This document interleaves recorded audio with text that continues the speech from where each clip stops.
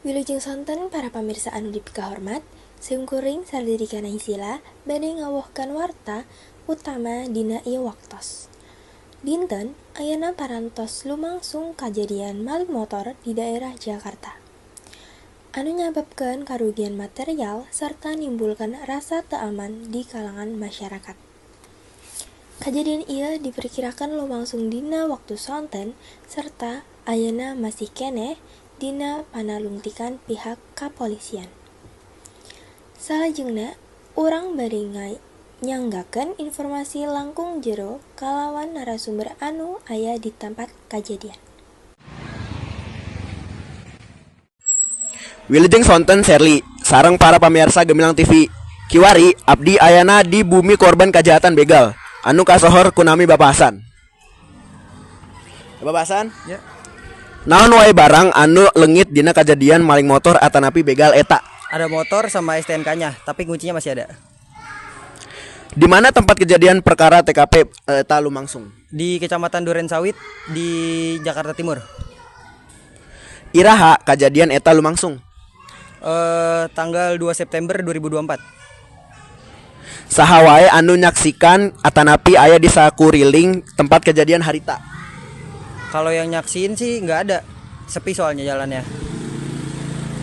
Numutkeun panitenan anjeun, kunaon kejadian sapertos kitu tiasa lumangsung di eta tempat? Soalnya mungkin faktor jalan yang sepi sama kurangnya patroli dari kepolisian. Kebetulan pas saya lapor ke kantor polisi juga, katanya tuh beberapa jam sebelum saya ada juga korban dan orangnya itu seumuran saya. Jadi nggak lama dari saya itu ada juga yang mengalami kejadian tersebut. Jadi menurut saya juga faktor kurangnya patroli dari kepolisian. Kumaha jalana kejadian eta ti mimiti nepi ka akhir? Pertama saya lagi jalan santai aja, cuman karena sepi dan saya juga nggak keburu-buru, jadi saya jalan santai. Tiba-tiba saya teriakin dari belakang, saya dipanggil. Nah kebetulan itu tuh jadi kayak begal tapi ada pakai modus gitu. Nah jadi dia dari belakang, dia intinya nyetop saya tapi manggil nama ibu saya. Saya diberhentiin manggil itu, nah jadi saya nggak tahu. Terus intinya dia bilang motor saya bermasalah, motor saya harus dibawa dan saya pokoknya udah dipaksa, bener-bener diancam. Terus habis itu saya dipaksa diminta serahin STNK, katanya buat surat-surat juga. Terus habis itu sebenarnya saya dimintain KTP juga tapi nggak saya kasih, sama kuncinya nggak saya kasih. Akhirnya dia langsung kabur, cuma bawa motor sama STNK. Oke, hatur nur pisan ka Bapak Hasan karena waktosna. Oke, ayeuna urang naroskeun pendapat ti rencangan korban anu namina Rizky. Rizky, kumaha saur anjeun ngeunaan sobat anjeun anu kena musibah? Abi awalnya kaget. Pan abi kirain awalnya di sekolahnya.